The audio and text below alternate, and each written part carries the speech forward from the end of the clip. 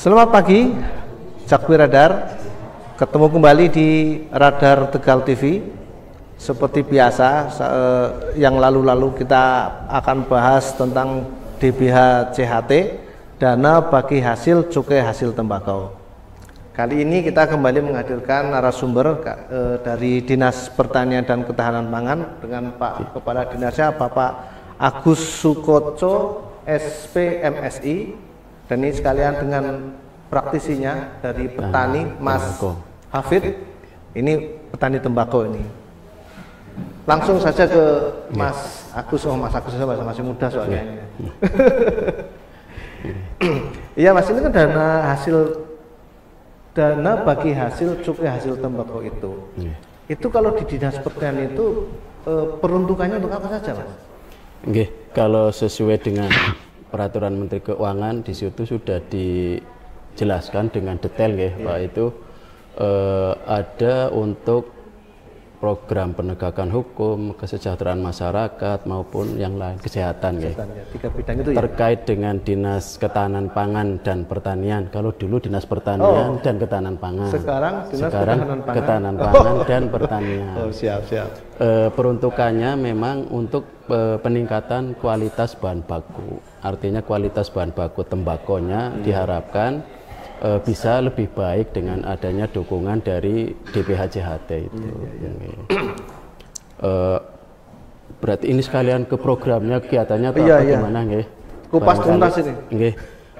Di dinas kita memang dari program peningkatan kualitas bahan baku itu ada beberapa kegiatan. Yang pertama untuk penanganan panen dan pasca panennya. Artinya nanti untuk pelatihan perajangan dan sebagainya. Situlah kegiatan-kegiatan seperti itu. Yang kedua untuk dukungan sarana prasarana produksi untuk peningkatan tanaman tembakonya. Di situ ada bantuan Alsintan ya, alat mesin pertanian, mulai dari tadi untuk hand sprayer, tadi untuk cangkul, untuk mesin apa dan sebagainya, alat pembuat pupuk organik dan sebagainya. Ada banyak sekali kegiatan di situ. Yang ketiga kegiatan untuk bantuan sarana produksi pertanian. Di situ ada bantuan diversifikasi. Di samping untuk pengembangan tanaman tembakau diupayakan juga diversifikasi. Diversifikasi itu untuk di samping tembakau bisa di sebelahnya, di sekitarnya ada bibit tanaman kopi, jeruk dan sebagainya. Itu inti di kita Dinas Ketahanan Pangan, ada 3 kegiatan itu. Tapi kalau diversifikasi itu kan berarti bukan tembakau, Mas. Maksudnya selain ada tembakau juga ada itu diperbolehkan. Itu harapannya tadi di samping dalam rangka meningkatkan penghasilan petani dari satu sisi pokok itu juga mengantisipasi kegagalan barangkali adanya musim yang tidak bersahabat, terus adanya serangan hama penyakit dan sebagainya. Harapannya itu tanaman-tanaman itu yang tahunan nanti yang bisa juga menghasilkan bagi petani tembakau. Tapi itu termasuk bibit tidak, Mas? Bibitnya, bibit tembakau juga bisa diambil dari DBH itu? Itu dari situ, termasuk pupuk dan sebagainya, berbagai jenis pupuk itu dapat bantuan. Lah tahun ini berapa anggarannya, Mas? Khusus di Dinas Kapetan totalnya ada 2,4 miliar. 2,4 miliar. Nggih, 2,4 miliar. Dan jumlah petani di Tegal? Di Kabupaten Tegal 300 lebih dari 4 desa di 2 kecamatan. 2 kecamatan. Bojong Bumi Jawa. Ada di Desa Kedawung, ada di Kedawung itu mana? Kedawung itu di Bojong. Terus di Desa Dukuh Tengah. Ya. Terus di Bumi Jawanya ini ada Desa Guci dan Batu Mirah. Yang jelas dari mana? Batu Mirah. 2,4 miliar. Itu terserap semua? Ya biasanya silpa. Masih ada silpa ya. Karena apa itu kok bisa sampai silpa, Mas? Tadi karena di Peraturan Menteri Keuangannya sudah detail sekali lah, kita sasarannya kan petaninya memang khusus petani tembakau. Tidak bisa di luar petani itu. Padahal petani tembakau jumlahnya kan dibanding terbatas, petani ya. sekabupaten yang Tegal lain jauh sekali. Oh iya, ada berapa petani Mas? Apa kelompok tani kalau yang di tembakau? Iya. Di tembakau ada 9 kelompok tani. Semua produktif semua. Produktif. Hasilnya gimana kelihatannya Mas? Apa namanya? Maju itu atau perkembangannya bagus. Tadinya kan hanya di Desa Duku Tengah dan di Kedawung, di Bojong ya Pak. Sekarang sudah mulai berkembang dan kemarin wacana ke depan kita pengen pengembangan tembakau di dataran rendah. Kemarin dari Kecamatan Diwerna ke sama Balapulang studi banding ke Kendal. Itu Kendal kan dataran rendah. Itu sudah mulai mengarah ke sana lah kita. Selama ini kan tembakau identik dengan dataran tinggi ya. Ini kita mau coba ya kayak yang tahu kita di Temanggung kan itu seperti itu. Padahal di Kendal itu kan di ini ya dataran panas malah itu. Makanya varietasnya kan beda-beda nanti barangkali itu terkait jenis-jenis tembakau. Nah kalau jenengan Mas sudah pernah dengar itu DBHCHT? Pernah. Singkatannya apa enggak? Pokoknya itu ya. Dan bagi hasil joget tembakau. Iya. Sampai apal berarti sudah sering dapat ini. Sudah. Ini termasuk baru 2 tahun ya Pak. Baru 2 tahun. Gitu. Kalau yang lama-lama yang tadi di Bojong itu Kedawung sama Duku Tengah. Sudah berapa lama Mas itu? Ya sejak adanya kalau mereka bercocok tanamnya sudah lama, tapi sejak adanya DBHCHT sudah mulai dapat itu terus. Lalu kan dari satu kelompok ya, ini mewakili kelompok tani tembakau ini ya. Betul. Mas Hafid ya. Ya. Dari desa Batu Mirah, Bumi Jawa. Ya. Itu selama ini anggaran yang dari DBHCHT itu bentuknya apa Mas? Itu yang tadi Pak Kadin jelaskan bahwa dari petani juga sangat berterima kasih sekali bahwa ada anggaran. Maksudnya kalau dulu kan kita mandiri ya? Iya, istilahnya mandiri gitu. Terus nggak tahu tanaman alternatif apa yang nanti kami produksi gitu ya. Kalau di wilayah wilayah saya sendiri pegunungan itu kan mayoritas kan hortikultur Pak. Hortikultura yang kendalanya kadang harganya itu nggak tentu Pak, nggak menjamin kayak gitu. Tapi kalau tembakau? Itu tembakau itu stabil Pak menurut saya. Stabil tinggi apa stabil rendah? Menurut saya stabil bisa tinggi juga, tergantung kualitas. Tergantung kualitas kita dari mulai penanaman sampai kalau tembakau kan itu sistem Pak. Gimana maksudnya? Maksudnya nggak kayak sayuran biasa itu, nggak kayak hortikultur itu.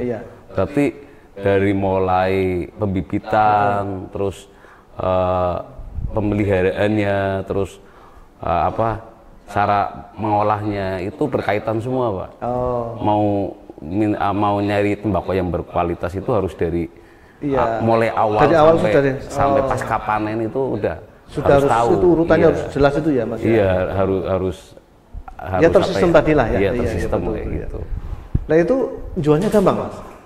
Kalau detik ini Pak, kalau penjual itu datang Pak, ada yang dari Boyolali, ada yang dari Temanggung, ada yang dari Magelang itu pada. Enak aslinya ya Mas ya.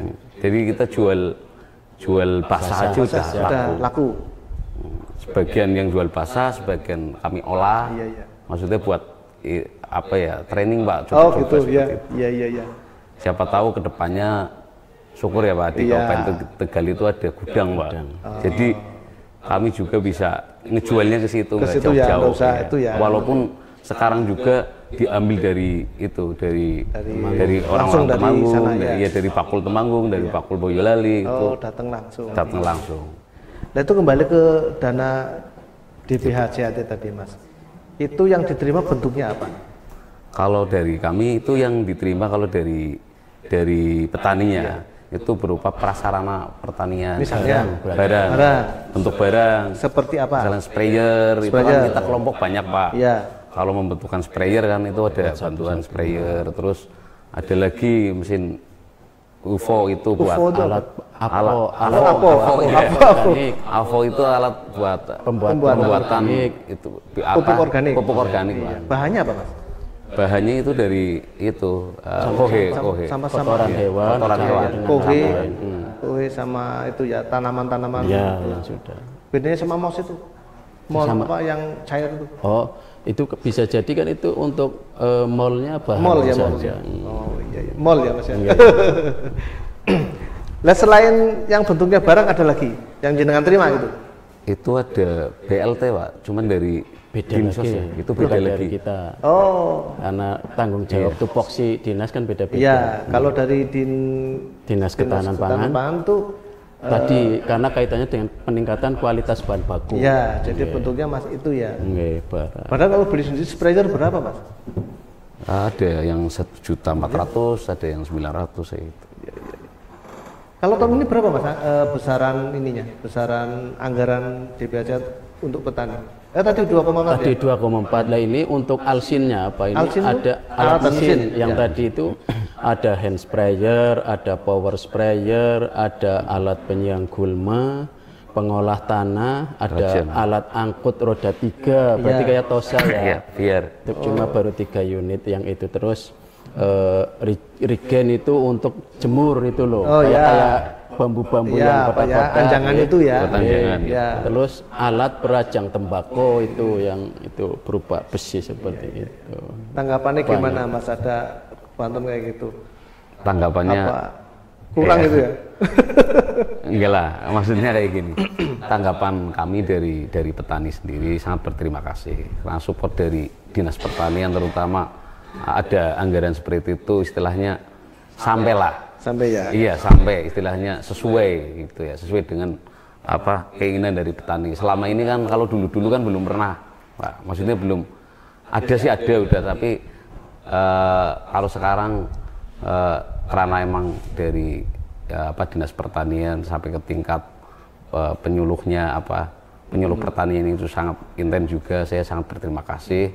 Jadi tahu Pak, bukan berarti kami menanam tembakau itu terus hanya tembakau saja. Iya.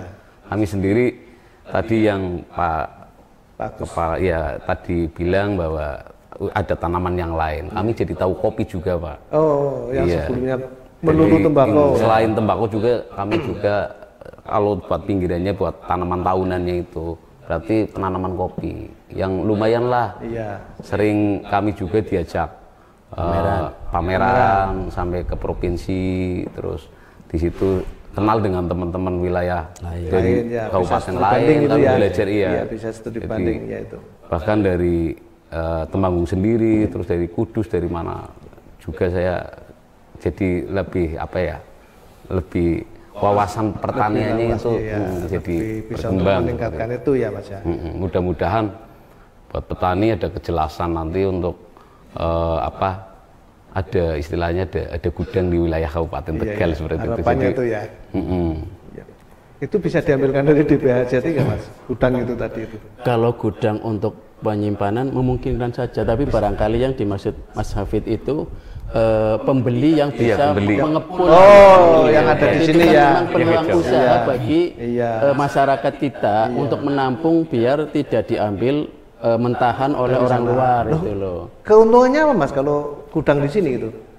Keuntungannya ya berarti untuk penjemuran dan sebagainya kan bisa memproses. Petani itu jadi penjualannya bisa ada nilai lebih. Iya. Kalau ada waktu sih ya buat di sini. Kalau dijual daun kan harganya harga basah ya. Harga basah ya. Kelihatannya gimana Mas? Ada enggak kira-kira pengusaha sini yang kelihatannya ke arah situ? Menurut Mas Agus? Ya peluangnya ada lah. Wong kita di manapun di sektor pertanian ketika ada bahan baku melimpah ada peluang bisnis keluar mesti muncul muncul. Iya. Dan kalau selama ini pengepul pun masih kecil-kecilan sih ya, belum punya gudang misalnya diharapkan kan biar di Kabupaten Tegal ada gudang penampungan gitu. Dan nanti sejalan dengan program kita kan ada pengolahan pasca panen. Harapannya daun tembakau tidak dijual basah tapi dijemur dulu, dirajang nanti biar nilai ekonomisnya lebih meningkat. Lebih tinggi. Harganya kacau sekali ya Mas ya. Nah kalau lihat seperti ini kan harapan ke depan tentang petani tembakau itu kan berarti bagus. Kira-kira apa Mas harapan dari Distan? Kami dari Distan sangat berharap tadi pengembangan tembakau tidak hanya di dataran rendah, karena potensinya di dataran tidak hanya di dataran tinggi, di dataran rendah pun bisa. Nah, makanya kami pengen pengembangan seperti itu. Yang kedua tadi diversifikasi lebih intens lagi, tidak hanya selama ini tanaman tembakau, tapi bisa diselani tanaman tahunan yang lain seperti kopi, jeruk siun dan sebagainya. Dan itu kita ada bibit kita berikan, dibantu dari anggaran free dari DPHJAT. Oh, dari DPHJAT? Iya, dari anggaran DPHJAT. Untuk diversifikasi itu, diversifikasi itu. Iya. Oh, anggarannya juga dari DPHJAT. Dari DPHJAT semuanya. Oh, iya. Tidak melulu tembakau berarti? Tidak melulu tembakau. Iya. Kira-kira gimana Mas? Ada ngajak teman-teman mau bikin petani lagi nih? Kalau lihat kayak gini? Iya, udah semangat Pak, pada semangat. Semangat ya. Kalau petani kita kan tidak usah banyak ngomong, ketika sudah ada contohnya, ada yang hasil pasti kan, akan berkembang ya. Iya, modelnya kan seperti itu. Kita banyak sosialisasi, tapi kalau buktinya hasilnya tidak ada ya. Itu pada tidak mau, mereka sudah tahu. Ada ada nilai lebih dari petani tembakau untuk Kabupaten Tegal Mas? Maksudnya peningkatan peningkatan pemasukan PAD atau apa kalau dari tembakau? Kalau itu belum Pak. Cuma dari kabar dari teman-teman petani yang menyenangkannya kan katanya info dari daun basah kualitas di kita, makanya diambil ke Temanggung karena kualitasnya bagus. Nah itu kebetulan memang secara ujian kami belum secara ilmiah, tapi informasi dari petani mengapa selama ini pedagang Temanggung ngambil ke sini kan berarti sesuai harapan yang di sana. Tapi sebetulnya apa Mas yang membuat bagus dan tidaknya? Apa kadar air saja apa gimana yang dianggap bagus itu? Kalau menurut saya yang udah pernah belajar seperti itu. Ya itu dari segi pengelolaannya. Maksudnya gimana? Pengolahan dari awal mulai pembibitan terus pemeliharaannya. Kan itu proses budidaya tembakau itu ada beberapa jenjang Pak. Dari mulai ada pemunggelan, ada penyiangan. Pemunggelan itu bahasa pertanian iya. Itu yang pangkas. Misalkan kita step di daun berapa itu kan ada grade-grade-nya juga. Itu menentukan kualitas nanti menentukan harga ya. Baik Mas, sekarang kembali lagi ke yang DPHJ tadi ya. Ada harapan selain tadi ada gudang khusus untuk DPHJ sendiri, ada saran untuk Distan atau enggak nih jenengan? Kalau dari petani sendiri ya harapan kami DPJSHT itu enggak jadi kedepannya itu enggak tadi anggaran katanya kan udah dari situnya udah diplot seperti itu. Selagi itu masih ada kemanfaatan buat para petani, terutama petani tembakau, harapan kami bisa disertifikasi atau dikembangkan kembali, sebab kedepannya juga kalau tanaman tembakau juga kayak proses pelatihan, misalkan organik dan lain sebagainya sangat membutuhkan sekali. Terus kayak peningkatan bagi produksi atau bagi petani kami juga butuh bimbingan yang terus menerus. Alangkah baiknya mungkin misalkan anggarannya DPHJAT itu buat bisa sarana pendukung itu, kayak misalnya tadi itu kayak dari dinasnya misalkan kan jauh, misalnya ke petani sih buat sarananya dinasnya gitu kan kasihan, saya juga kasihan kepada penyuluhnya, kadang motornya mogok karena emang kondisinya enak ya berarti ya, katanya nggak bisa buat beli itu, duitnya banyak aslinya. Iya, cuman bisa buat beli kayak alsintan gitu alat pengangkut pasca panen kayak motor 3 itu, sampai saya kurang kayak gini, bawa itu aja Pak, bawa yang tos aja 3 itu nggak apa-apa, kasihan kan misalnya. Iya, siap. Iya. Tapi itu kan tadi sudah diplot sebetulnya Mas. Memungkinkan enggak Mas itu untuk adanya yang kalau untuk yang petani itu boleh. Tapi tadi seperti saya cerita ke umum lah, itu ketika di kitanya dinas yang membutuhkan mobilitas dan sebagainya, tapi karena di peraturan Menteri Keuangannya tidak bisa. Jadi belum memungkinkan untuk itu ya. Nah, makanya kalau dimintai saran masukan, semoga ke depan peraturan Menteri Keuangannya lebih fleksibel lagi. Termasuk kita petugas kan ke lapangan juga butuh mobilitas. Lah, maksud saya ketika itu aturannya dirubah memungkinkan pengadaan sarana mobilitas dan sebagainya, kami sangat berterima kasih. Maksudnya seperti itu. Soalnya gini Pak, soalnya kan kita kebun tanaman tembakaunya jauh juga. Jadi butuh apa ya? Misalkan ini ada penyakitnya kayak gini Pak. Kan gercep ya. Mobilisasi itu. Gercep ya. Iya gercep. Udah ngikut lah, saya udah pulang ini. Misalkan kayak gitu kan. Misal kalau emang ada mobilisasi untuk itu. Berarti tanggung Mas. Saya usulannya helikopter aja sekalian. Iya Pak, itu. Iya Pak, ini baik, terima kasih. Sama boleh masukan lagi ya Pak, saran masukan barangkali didengar ke Kementerian Keuangan bahwa petani kita kan tidak hanya petani tembakau petani kita di hamparan lebih banyak dari itu. Kalau petani tembakau hanya 9 kelompok, petani hamparan kita jumlah totalnya 1.300 lebih, dan itu butuh perhatian juga. Iya, artinya ketika hak dari teman-teman petani tembakau sudah bisa tercukupi, kalau bisa ketika ada anggaran lebih bisa dialokasikan untuk kebutuhan petani yang lain. Usulannya mudah-mudahan itu sampai ini. Harapannya seperti itulah. Oke Mas, jadi ini kesimpulannya, dana bagi hasil cukai hasil tembakau untuk sektor pertanian sampai ke sasaran ya. Insya Allah sampai, saya jamin. Dan bermanfaat gitu. Bermanfaat. Nanti biar petani langsung yang cerita. Ini bukan setting, saya baru ketemu ya di sini. Itu ya. Saya tidak pernah mengarahkan model-model. Baik, terima kasih. Itu kita tadi dengar-dengar dari Pak Kepala Dinas Pertanian sama langsung dari petaninya. Mudah-mudahan harapan-harapan ini bisa sampai dan bisa terwujud untuk meningkatkan kesejahteraan petani di Kabupaten Tegal. Terima kasih bincang kita dengan Dinas Pertanian dan Petani Tembakau. Terima kasih. Selamat pagi.